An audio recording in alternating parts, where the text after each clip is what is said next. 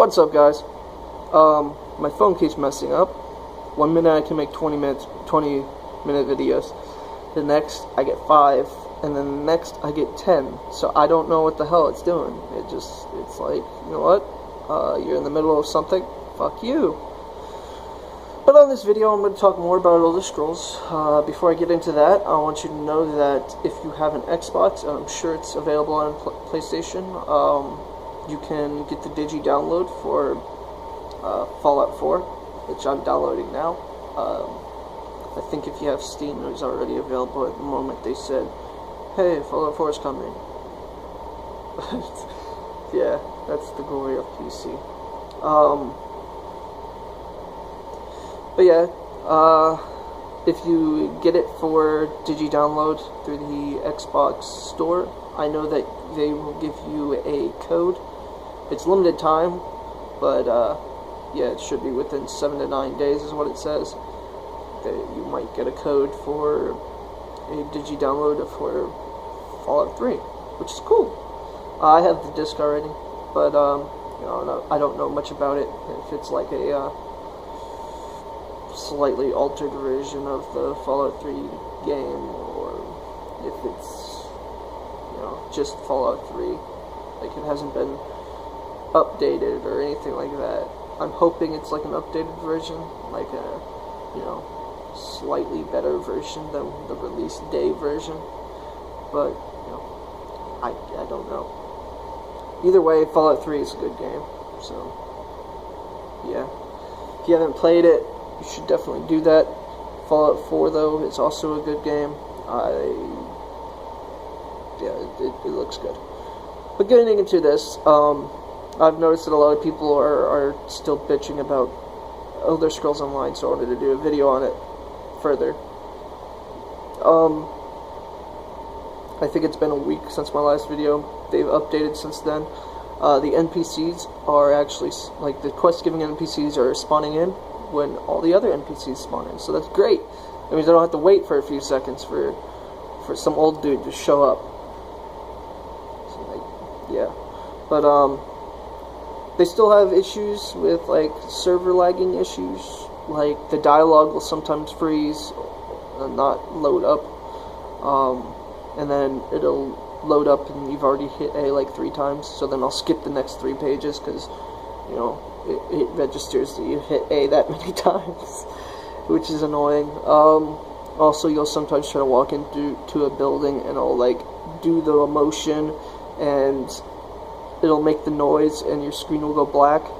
You'll go through the loading and then you'll end up respawning back outside the place where you were just at, and then you're like, what the fuck? And then you click the door again and then you instantly spawn through it to where you were supposed to go. It's just like, what the fuck is going on? So they do still have some server lag. It's not as bad as it was when I made the first video. It's gotten a lot better, obviously, with the NPCs actually spawning in properly. The issue with not being able to hit anything has improved. It's now actually somewhat rare for it to happen. I mean, it still happens, but it's not as often, so it can be pushed more towards your internet sucks and less towards what the fuck are they doing with this game. Which is good, because I would rather the game suck because of my internet and not suck because they made a sucky game. So they're definitely improving. I didn't really get into detail on a lot of the stuff for the game. It's worth it, that's for damn sure. It's getting more and more worth it. It's been about a month since its release, and it's pretty much getting to that point of being bug-free, which is awesome. And that also sets it up better for when they release DLCs, because DLCs are normally buggy when they first release. So they'll be working on that. But, yeah. Cyrodiil used to have bugs too, which was basically NPC stuff, so you couldn't buy, like, trebuchets and stuff.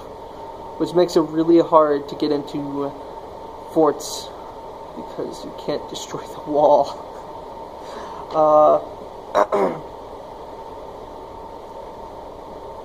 let's see. Yeah, so I wanted to go a little more into detail on what you can do in the game. You can make your own guild. My guild is the Children of Chaos, which is the same crew that I have set up for GTA 5, and I can't remember what it's called, but I have it on Assassin's Creed Unity as well, and several other games actually, but I can't remember any of them right off the top of my head. But the guild itself, like the actual name of it and what it is, came from GTA, so that's where we originate from.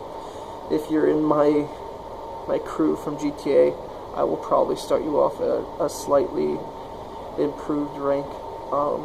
If I've worked with you in GTA, then I will probably move you into Guild Royalty, which you make your own ranks and you give them privileges within the guild.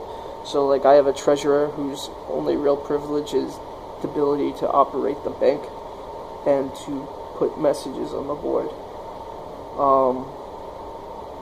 And then I have like a general who has basically the same abilities that I have.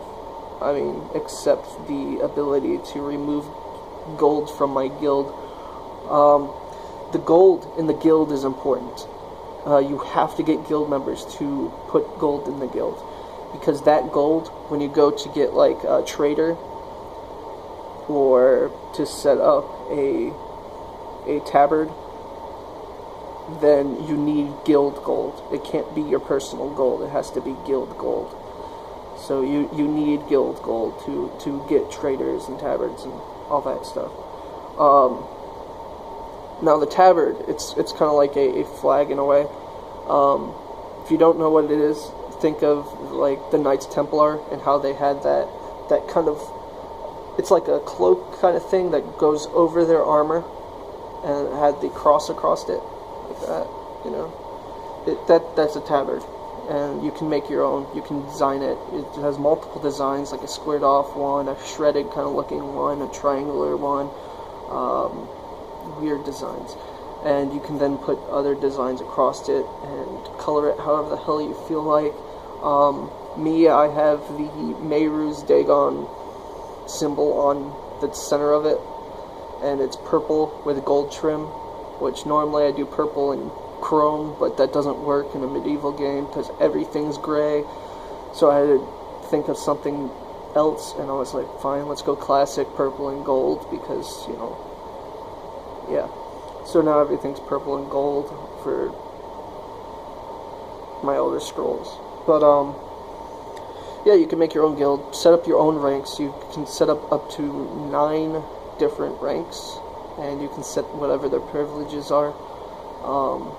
I have a rank that's for excommunicated people, which basically means they have no stake in my guild. And I set them to that simply because they're in the wrong alliance and they're not helping the guild, or they're really low levels and in the wrong alliance. Normally, if you're at least a decent level, I will not excommunicate you. I will try to be like, hey, what are you doing? But I'm also trying to set up other guilds into other alliances so that, you know, people can be working with my guild no matter which alliance they're in, which requires me to get some friends together to make their own guild. You're only allowed to have your own, like, one guild that you made and that you're the guild master of. So, yeah. But you can color everything. So you can make like what I have, which is a purple tabard with gold trim and a gold Mehru's Dagon symbol on the front. You can also color the armor. So my armor is purple, gold trim. It's pretty cool. But yeah, I thought it was pretty badass. I just wanted to mention that, since I forgot to mention that before. Overall, though, it's a good game. A lot of people seem to be having issues with it, but the most part, what you're hearing from certain reviewers and certain people. It's just stuff from when the game first came out. It's not how the game is now. And yeah, I just wanted to let you know. But it's becoming more and more worth buying. So yeah. I don't know when the DLC is supposed to come out, but hopefully soon. So yeah, I suggest getting it. But yeah, I'm gonna go. So look into the game, borrow it, whatever. Like, comment, subscribe. See ya.